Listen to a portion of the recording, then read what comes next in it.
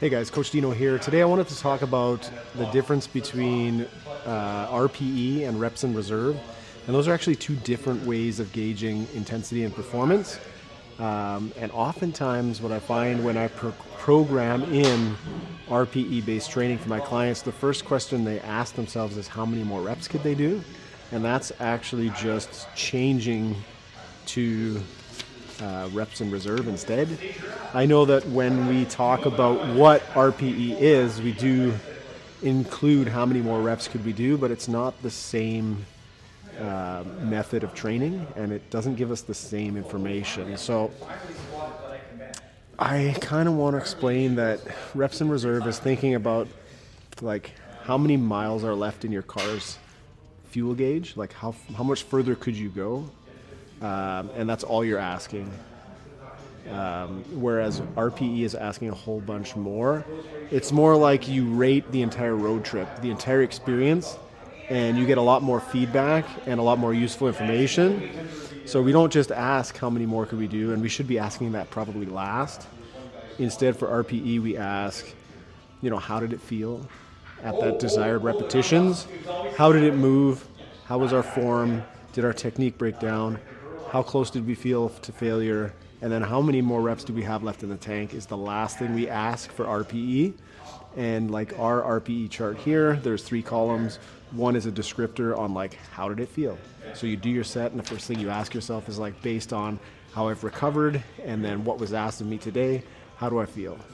The second column is all about describing how it moved, and it's why a coach can look at something, maybe a max effort on the platform or training sets, and they can ask themselves what RPE they think it was, right? So it can kind of align with the client's internal gauge for RPE if a coach watches and see how it moves, right? So did the technique slow down? At what point did it slow down? Did all of the reps look the same? Did we start to see form break down? At what rep did form break down? Did we have any sticking points? Was there any grinding? And then ultimately, did we reach failure? So based on the chart here again, you can kind of see how we prioritize all those different descriptors and then the RPE number assigned to them.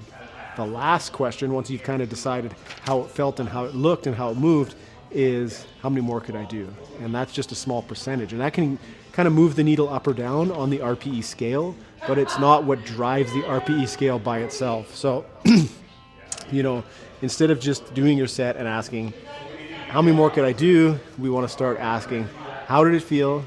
Looking back at the video or looking back at the set and saying, how did it move?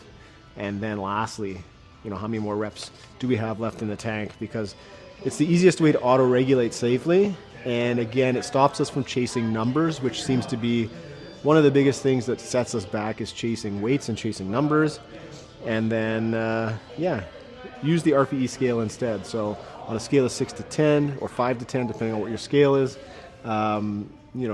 what was that number? And oftentimes we'll program most sets between RPE 7 and RPE 8.5, knowing how many more reps we expect our clients could get, but instead we want to see the set move a certain way, right? Like if it's a 7, they should all look good. They should all be clean, right? They should all move quick.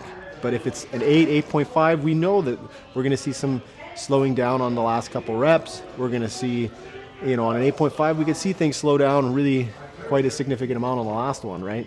And if we're getting 9s and 10s, which we see in competition, we'll see sticking points and grinding and technique breakdown and all that kind of stuff. So I think it's important to know the difference between reps in reserve and RPE, and know that if I'm programming you, I'm using RPE, not reps in reserve. So the last question you ask is how many more, not the first.